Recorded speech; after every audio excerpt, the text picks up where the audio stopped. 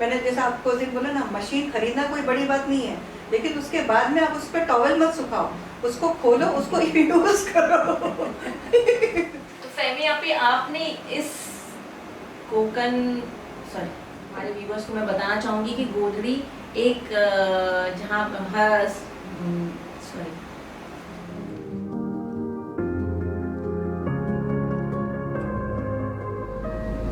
अस्सलाम वालेकुम। आज हम लोग जा रहे हैं फहमीदा परकार के घर पर। एक कोकन की स्पेशलिटी पेश करने जा रहे हैं हम, और वो क्या स्पेशल है वो अभी पता करेंगे हम। उनके घर पे जब जाएंगे वो एक सरप्राइज़ भी है, तो देखते हैं क्या सरप्राइज़ है। कोकन इन दुबई एपिसोड 4। फाइनली हम लोग पहुँच गए फहमीदा आपा के घर में। लेट हो गया क्योंकि Sharjah traffic, I tell you. Let's see, कब से वेट कर रहे हैं फहमी आपा। अस्सलाम वालेकुम, कैसे? अल्हम्दुलिल्लाह, वेलकम हो। Thank you. ये शारजाह के ट्रैफिक ना अभी बहुत देर लगे। Everybody is facing same problem. Please welcome हो। Thank you.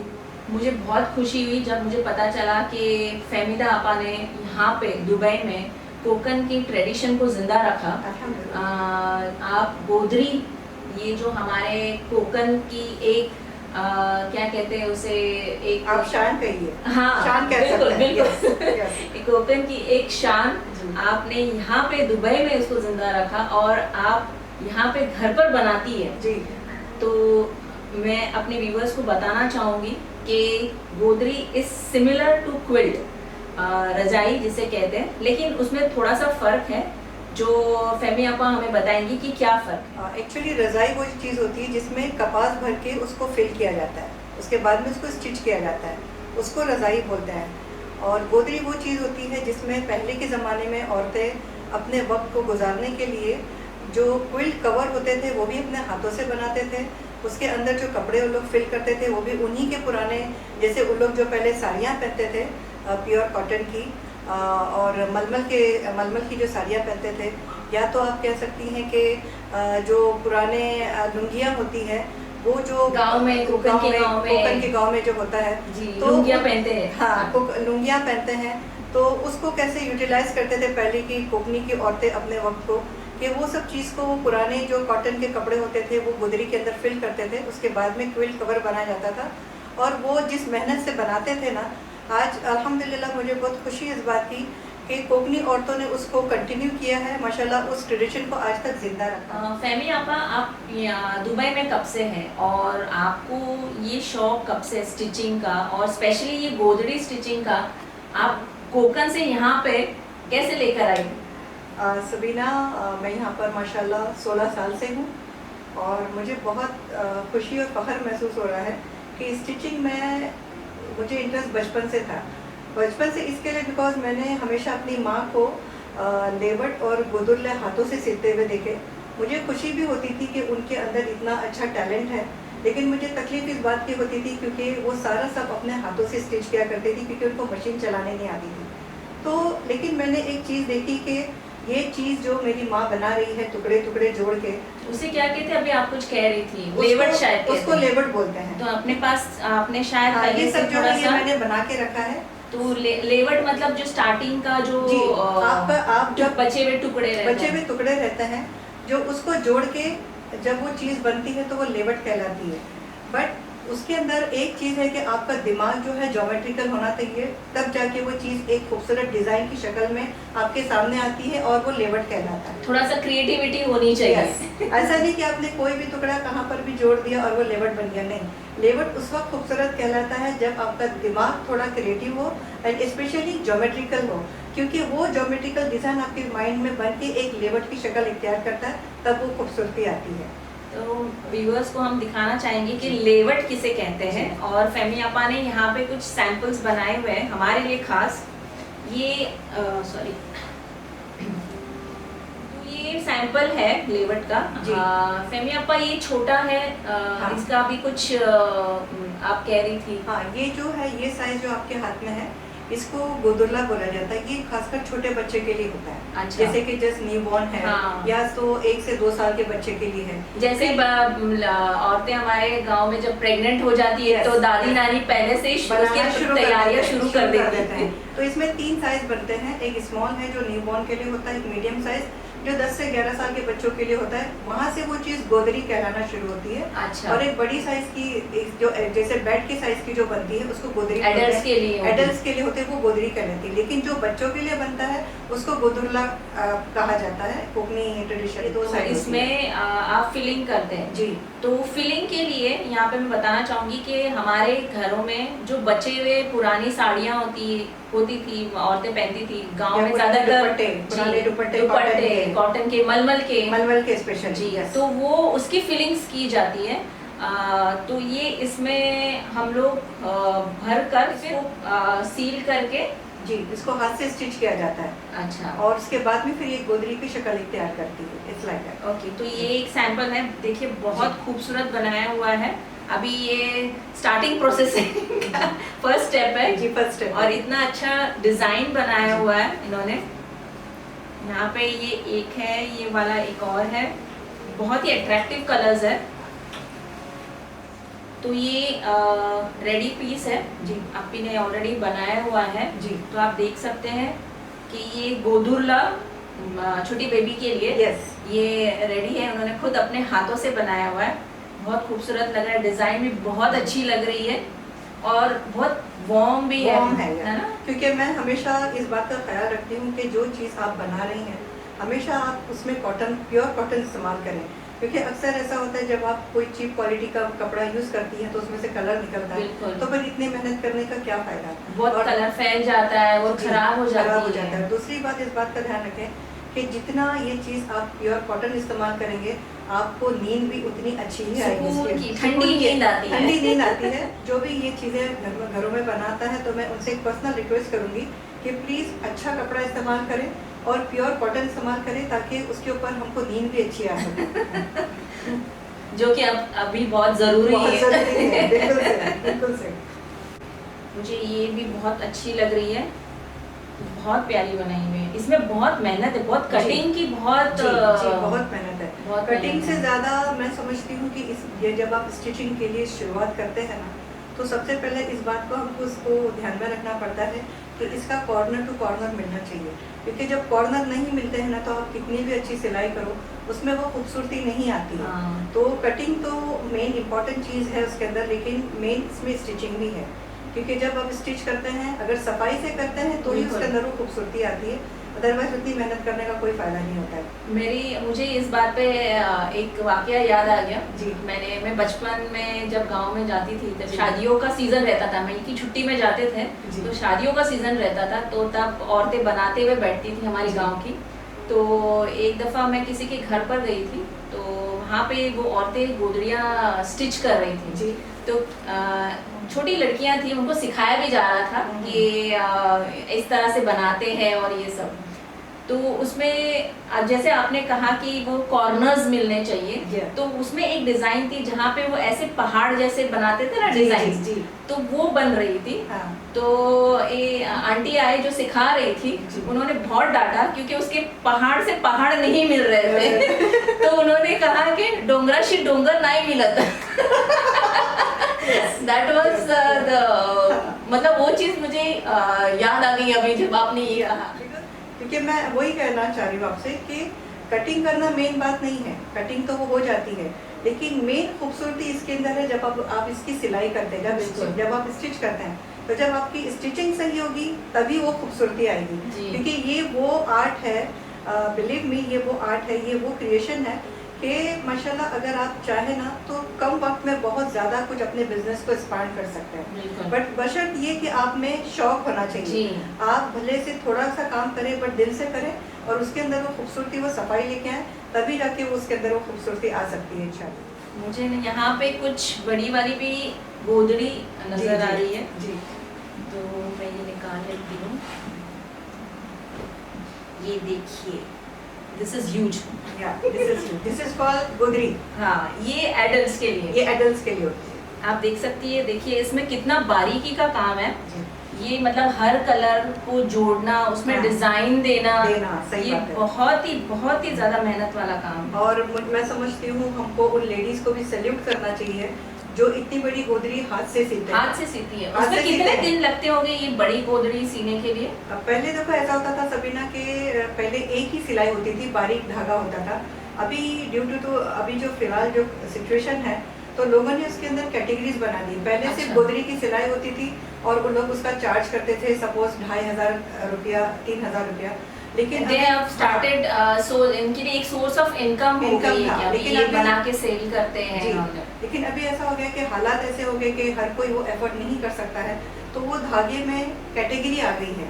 तो अगर आपको बहुत भारी धागा चाहिए तो कोई 5000 आपको चार्ज करता है, कोई 2500 करता है, कोई 3000 करता है। लेकिन आपको अगर वाकई में ऐसा फाइन रेट चाहिए, ऐसा बारीक बहुत करीब करीब चाहिए, तो आजकल इसका रेट मैं समझती हूँ गाँव में 6 से 7000 रुपया इसका चार्ज है। फैमी, अभी इसको बनाने के लिए बहुत टाइम लगता होगा ना? जी देखिए, अभी जो जिसके ऊपर ये जो धागे का इस्तेमाल हुआ है ना, इसमें वाकई में बहुत मेहनत लगती है।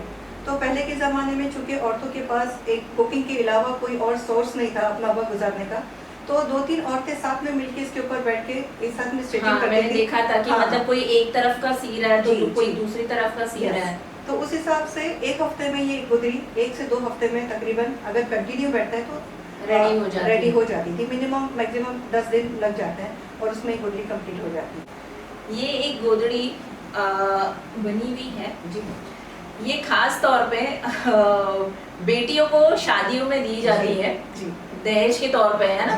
yes. तो मतलब जैसे बेटी की शादी जब अनाउंस होती है, सगाई हो जाती है, तो गोदड़ियाँ सीना शुरू हो जाते हैं। सही बात। और एक ट्रेडिशन होता था कि अभी भी है, हाँ, अभी भी गांव में घर में, यहाँ तक कि मेरे अम्मी ने भी मेरी बेटी के लिए 4 गोदड़ियाँ तैयार करके रखी हुई है।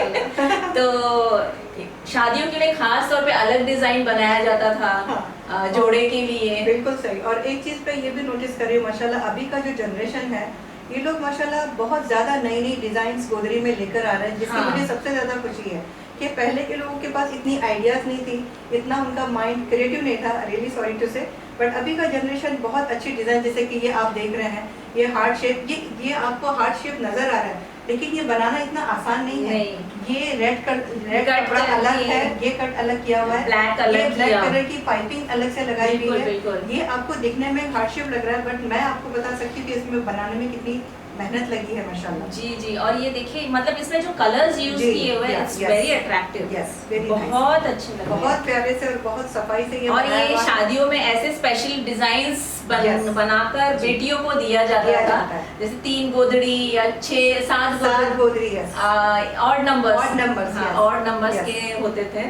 तो बहुत ही खूबसूरत। आज भी हमारे घर पे तो अम्मी जब भी आती है एटलीस्ट 2 गोदड़ी तो मेरी बेटी के लिए लेकर आती है, जब भी इंडिया से आती है। और मैं आपको एक बात बताना चाहूंगी, यहाँ पर कितनी भी दुबई में कितनी भी गर्मी बढ़ जाए तो गोदड़ी का मजा नहीं है। हाँ, लोग एसी ऑन करते हैं, ब्लैंकेट लेते हैं, बट मैं आपको बताती हूँ, मैं जब तक गोदड़ी नहीं लेती मुझे नींद नहीं आती है।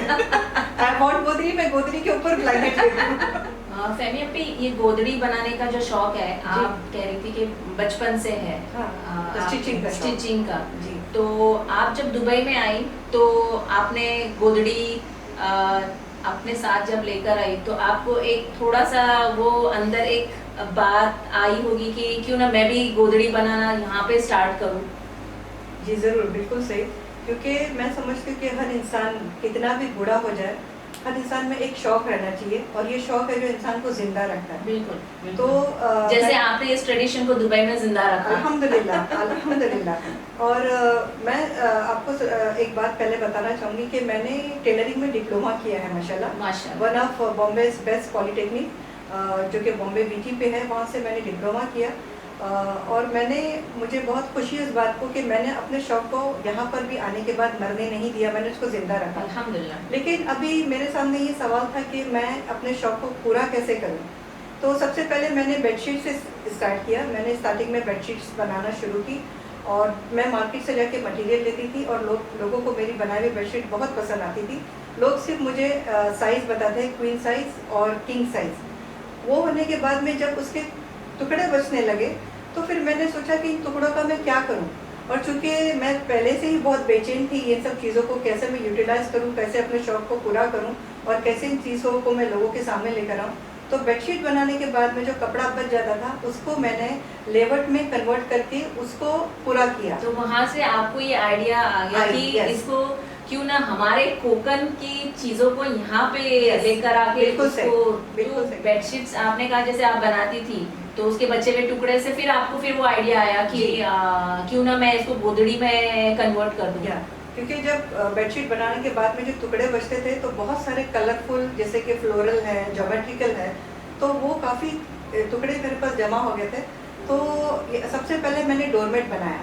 अच्छा। तो डोरमेट में सिर्फ फर्क इतना ही होता है कि गोदरले में डिजाइन्स होती है, डोरमेट में प्लेन कपड़ा होता है। हाँ। तो कुछ लेडीज मेरे रिलेटिव्स मेरे घर पर आए थे तो उन्होंने मुझसे पूछा कि ये डोरमेट तुमने कहाँ से खरीदा? तो मैंने कहा कि ये मैंने खुद ने बनाया। तो बोले अगर आप ये बना सकते हो तो आप लेवट का बिजनेस क्यों नहीं शुरू करते हो? अगर आप इतना सफाई से बना रहे हो, इतना अच्छा बनाते हो। तो उस हिसाब से कुछ लेडीज़ ने मुझे ऑफ़र किया और इंशाल्लाह मैंने उस चीज़ को कंटिन्यू किया। तो आप ये जब बनाती है तो आपके फ्रेंड्स अपने रिलेटिव्स के लिए लेके जाती, मैंने सुना है आप मतलब बनवा कर लेकर जाती गिफ्टिंग के लिए। जैसे कि मैंने आपको बताया मैं यहाँ पे 16 साल से हूँ, तो जो लेडीज़ जो फ्रेंड सर्कल जानते हैं कि मैं घर में स्टिचिंग करती हूँ, जिनको मेरा काम बहुत पसंद है, तो वो लोग मैं उनको गिफ्ट करती हूँ। जैसे मुझे पता चलता है कि मेरी किसी फ्रेंड के यहाँ पे किसी रिलेटिव के यहाँ बच्चा होने वाला, तो मुझे बहुत खुशी होती है जब मैं अपने हाथों से बनाई हुई कोई चीज़ उनको गिफ्ट करती हूँ। तो बहुत खुशी होती है क्योंकि मैं भी ये समझती हूँ कि यहाँ पे तो काफ़ी चीज़ें हैं जो आप खरीद के दे सकती हैं, लेकिन अपने हाथों से बनाई हुई चीज़ देने का एक मज़ा और एक खुशी अलग होती है, और वो भी कोकन का। तो मैं हमेशा जैसे मुझे पता चलता है कि फला घर में किसी को बच्चा होने वाला तो मैं रियली मुझे खुशी होती है और मैं अपने हाथों से बना के उनको गिफ्ट करना ज़्यादा पसंद करती हूँ, बशे देखिए खरीद के। यहाँ पे आपने ये जो आपके हाथों का हुनर है, ये कोकन के ट्रेडिशन को आपने अपने घर तक क्यों रखा? आप क्यों नहीं ये यहाँ पे काफ़ी कोकनी औरतें हैं, तो अगर वो सीखना चाहे आपसे तो आपसे कांटेक्ट कर सकती है, आप एक वर्कशॉप क्यों नहीं करती? बहुत अच्छा सवाल किया सबीना आपने, जज़ाकल्लाह खैर फॉर दिस। ये मेरा बहुत बड़ा अरमान है क्योंकि मैं समझती हूँ अगर आप में कोई टैलेंट है आप उसको ज़रूर शेयर करें। और ये मेरा एक बहुत बड़ा ड्रीम है कि यहाँ पे जितनी भी कोकनी औरतें हैं और जिनको स्टिचिंग में इंटरेस्ट है और ये सब चीज़ें इनको अगर सीखना है तो अगर वो मुझसे कांटेक्ट करें, वो आगे आएँ और मैं एक ऐसा वर्कशॉप करना चाहती हूँ जिसमें मैं अपना टैलेंट उनके साथ में शेयर करना चाहती हूँ। ये मेरा सबसे बड़ा ड्रीम है और मुझे उसका इंतजार है। इंशाल्लाह फहमी आपा, जब भी आपका वर्कशॉप होगा सबसे पहले मैं रजिस्टर करूंगी इंशाल्लाह। हालांकि मुझे स्टिचिंग का इतना शौक नहीं है, लेकिन गोदड़ी मेरे बहुत करीब है माशाल्लाह। तो इंशाल्लाह मैं ज़रूर इसमें कोशिश करूंगी, आपकी हेल्प करूंगी कि आपका वर्कशॉप हो और बहुत सारी कोकनी औरतें आएं और रजिस्टर करें और इस ट्रेडिशन को जिंदा रखें इंशाल्लाह, और अपने बच्चों तक भी लेकर जाए, बच्चों को भी सिखाएं और ताकि वो अपने बच्चों को सिखाएं इंशाल्लाह ज़रूर। जैसे कोकनी औरतों ने यहाँ पे कोकनी खानों को जिंदा रखा है, तो आपने गोदड़ी को जिंदा रखा है यहाँ पे। तो इंशाल्लाह मिलते हैं, मुलाकात होगी इंशाल्लाह कि यहाँ दुबई में रह के लोग गोदड़ी के शौक को ढूंढे इंशाल्लाह ज़रूर। और रेस्टोरेंट्स भी ढूंढे खाने भी, रेस्टोरेंट्स भी नहीं है यहाँ पे, तो इंशाल्लाह वो भी होगा। बहुत बहुत शुक्रिया, जज़ाकल्लाह खैर, थैंक यू। कैसा लगा आपको आज का एपिसोड, ये हमें ज़रूर बताइए। थैंक यू टू फहमीदा आपा जिन्होंने अपना वक्त दिया इस वीडियो के लिए और गोदड़ी से रिलेटेड बहुत सारी चीज़ें शेयर की उन्होंने हमारे साथ में। तो मिलते हैं नेक्स्ट एपिसोड में, कोकन इन यूएई इस सीरीज में कौन सी एक्साइटिंग नई रेसिपी लेकर आ रहे हैं, ज़रूर देखिए और सब्सक्राइब करना ना भूलिए। Diaries of Sabina Shaikh. अस्सलाम वालेकुम रहमतुल्लाहि व बरकातहू।